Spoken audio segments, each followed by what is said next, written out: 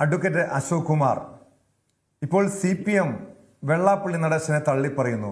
നമുക്കറിയാം, കഴിഞ്ഞ തെരഞ്ഞെടുപ്പുകളിലൊക്കെ വെള്ളാപ്പള്ളിക്കൊപ്പം കൂട്ടുപിടിച്ചവരാണ്, കൈകോർത്ത് നടന്നവരാണ്. അയ്യപ്പ സംഗമത്തിൽ എങ്ങനെയാണ് വെള്ളാപ്പള്ളിയെ സ്വന്തം കാറിൽ അന്നത്തെ മുഖ്യമന്ത്രിയായിരുന്ന പിണറായി വിജയൻ കൊണ്ടുപോയത്, ആനയിച്ചു കൊണ്ടുപോയത് നമ്മൾ കണ്ടതാണ്. പക്ഷെ ഇപ്പോൾ വെള്ളാപ്പള്ളി നടേശനെ പൂർണ്ണമായും തള്ളിക്കളയുന്നത് ന്യൂനപക്ഷ വോട്ടുകൾ കൈവിട്ടുവെന്ന ഒരു തിരിച്ചറിവിൻ്റെ പേരിലുള്ള ഒരു നിലപാട് മാറ്റമായി, CPMന്റെ നിലപാട് മാറ്റമായി കാണണോ? എന്തായാലും കോൺഗ്രസും, അതായത് UDFും ഇപ്പോൾ CPMും വെള്ളാപ്പള്ളിയെ തള്ളിക്കളഞ്ഞിരിക്കുന്നു. BJPയുടെ നിലപാട് എന്താണ് ഈ വിഷയത്തിൽ? ശ്രീ ടോം, അതായത് കേരളത്തിലെ CPM കേരളത്തിലെ സമുദായ നേതാക്കളോട് സ്വീകരിക്കുന്ന നിലപാട്, അത് രണ്ട് തരത്തിലുള്ള നിലപാടാണ് സ്വീകരിക്കപ്പെടുന്നത്.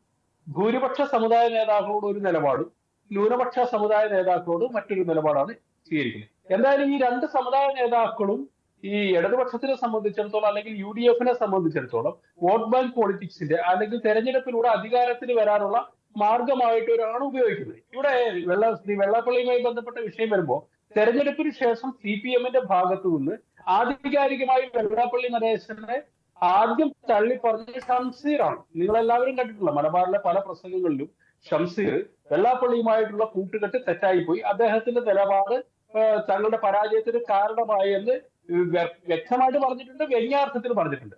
അപ്പൊ ഷംസീർ വെള്ളാപ്പള്ളി നടേശനെ തെരഞ്ഞെടുപ്പിന് ശേഷം തള്ളിപ്പറഞ്ഞപ്പോൾ അതിന്റെ പ്രതികരണം എന്ന നിലയിലാണ് ഒരു സമുദായ നേതാവ് എന്ന നിലയിൽ അദ്ദേഹം അത് തള്ളിപ്പറഞ്ഞു. അദ്ദേഹത്തിന്റെ മലബാറിനെ കുറിച്ചുള്ള കാഴ്ചപ്പാട് അല്ലെങ്കിൽ ഈ ലീഗാണ് ഷംസീർ എന്ന് പറഞ്ഞതാണല്ലോ കേസ്. യഥാർത്ഥത്തിൽ ഈ മുസ്ലിം ലീഗിനോടുള്ള CPMന്റെ നിലപാട് എന്താണ്?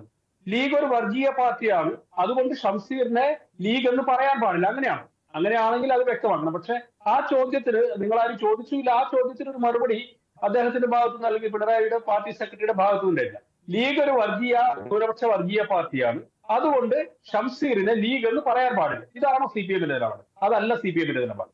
CPM ഇലക്ഷന് പരാജയപ്പെട്ടു. ആ പരാജയപ്പെട്ടതിന്റെ പൂർണ്ണമായ ഉത്തരവാദിത്വം ശ്രീ വെള്ളാപ്പള്ളി നടേശനെ പോലെയുള്ള ഒരു ഭൂരിപക്ഷ സമുദായ നേതാവിന്റെ തലയിൽ കെട്ടിവെച്ച് തടിയൂരാനാണ് CPM ശ്രമിക്കുന്നതെങ്കിൽ അത് അബദ്ധജടിലമാണ്. അങ്ങനെയാണ് സമുദായ നേതാക്കളുടെ ഇടപെടൽ തെരഞ്ഞെടുപ്പിനെ അവർക്ക് ദോഷമായി ബാധിച്ചു എങ്കിൽ അങ്ങനെ കുറ്റപ്പെടുത്തേണ്ട വേറെയും സമുദായ നേതാക്കളുണ്ട്.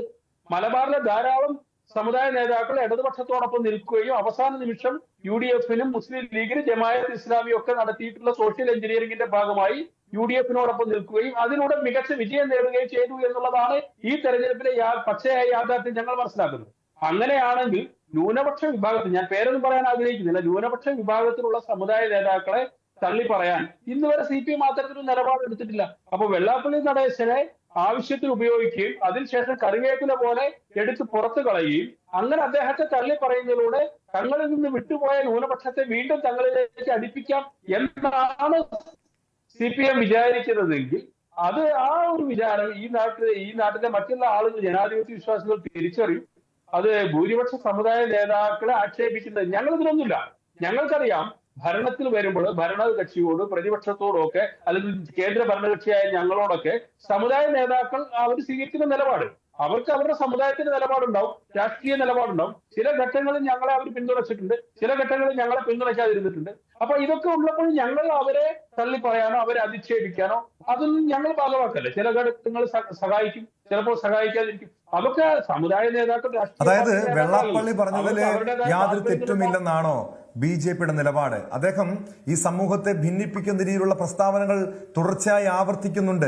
അതെങ്ങനെ കണ്ടില്ലെന്ന് നടിക്കാം അഡ്വക്കേറ്റ് അശോക് കുമാർ? അല്ല, അങ്ങനെയാണെങ്കിൽ ഇപ്പൊ ഈ KM ഷാജിയുടെ നിലപാടിനെതിരെ ശക്തമായ നിലപാടെടുത്ത ആളാണ് വെള്ളാപ്പള്ളി നടേശൻ തെരഞ്ഞെടുപ്പിന് മുൻപ്.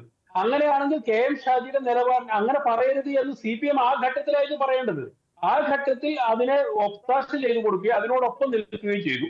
ഏതായാലും ഈ തെരഞ്ഞെടുപ്പിൽ വളരെ പ്രധാനപ്പെട്ട പ്രത്യേകത UDF എന്ന് പറയുമ്പോൾ ജമാഅത്ത് ഇസ്ലാമിയും മുസ്ലിം ലീഗും നയിക്കുന്ന UDF കേരളത്തിൽ അധികാരത്തിൽ വരാതിരിക്കാൻ വേണ്ടി ഏറ്റവും അധികം പ്രയത്നിച്ച ഒരു നേതാവാണ് വെള്ളാപ്പള്ളി നടേശൻ. അതിനെ ചിലർ വർഗീയമായിട്ട് വ്യാഖ്യാനിക്കും, ചിലർ പറയും അത് ഈ ജമാഅത്ത് ഇസ്ലാമിയും മുസ്ലിം ലീഗും അധികാരത്തിൽ വരികയും കോൺഗ്രസിന്റെ നേതാക്കളെ മുൻനിർത്തിക്കൊണ്ട് പൂർണ്ണമായ അധികാരം കൈയടക്കുകയും ചെയ്യുന്ന ഒരു സാഹചര്യം. ഇന്നിപ്പോ കഴിഞ്ഞ ദിവസം മുഖ്യമന്ത്രിമാരുടെ യോഗം, മുഖ്യമന്ത്രിമാരുടെ യോഗത്തിൽ പോകുമ്പോൾ DK ശിവകുമാർ ഉണ്ട്, അല്ലെങ്കിൽ വിജയ് ഉണ്ട്, നമ്മുടെ VD സതീശനുണ്ട്. പക്ഷേ ഒരു മുഖ്യമന്ത്രി അല്ലാത്ത ഒരാൾ അതിനൊപ്പം നിൽക്കുന്നു, കുഞ്ഞാലിക്കുട്ടി. ഈ ചിത്രങ്ങൾ നമ്മളെല്ലാവരും കണ്ടത്. കേരളത്തിൽ എന്താ 2 മുഖ്യമന്ത്രിയുണ്ട്? ഇതൊരു സാമാന്യ യുക്തിയുള്ള ഒരു ചോദ്യമാണ്. കേരളത്തിലെ മലയാളികൾ ചോദിക്കുന്നതാണ്. 4 സംസ്ഥാനങ്ങളിലെ മുഖ്യമന്ത്രിമാരുടെ യോഗം നടക്കുമ്പോൾ കേരളത്തിൽ നിന്ന് പോയത് 2 മുഖ്യമന്ത്രികൾ. അല്ലെങ്കിൽ അങ്ങനെയാണ് പറയണം. ഉപമുഖ്യമന്ത്രിയാണെന്ന് തീരുമാനിച്ചാൽ ഞങ്ങൾ കുഴപ്പമില്ല, അങ്ങനെ പറഞ്ഞാൽ മതി. മുഖ്യമന്ത്രിയും ഉപമുഖ്യമന്ത്രിയും മുഖ്യമന്ത്രിമാരുടെ യോഗത്തിൽ പോയി, അതിന് തെറ്റില്ല. പക്ഷേ മറ്റു സംസ്ഥാനങ്ങളിൽ നിന്നും ഒരു മുഖ്യമന്ത്രി വരുമ്പോൾ കേരളത്തിൽ നിന്ന് 2 മുഖ്യമന്ത്രി പോകുന്നു. ഈ ചോദ്യം ജനങ്ങളുടെ മുന്നിലുണ്ട്. ഇത് ആളുകൾക്ക് മനസ്സിലാവും. അപ്പൊ അതുകൊണ്ട് ജമാഅത്ത് ഇസ്ലാമിയും മുസ്ലിം ലീഗും അധികാരത്തിൽ വരാതിരിക്കാൻ വേണ്ടി വലിയ പരിശ്രമം നടത്തിയിട്ടുള്ള ഈ LDF അതിന് നേട്ടം കിട്ടുകയാണെങ്കിൽ തങ്ങൾക്ക് എടുക്കാമെന്നായിരുന്നു LDFന്റെ ഉദ്ദേശം, അല്ലെങ്കിൽ CPMന്റെ ഉദ്ദേശം. തീർച്ചയായും കൂടുതൽ വാർത്തകൾക്ക് News 18 Keralam YouTube channel subscribe ചെയ്യുക.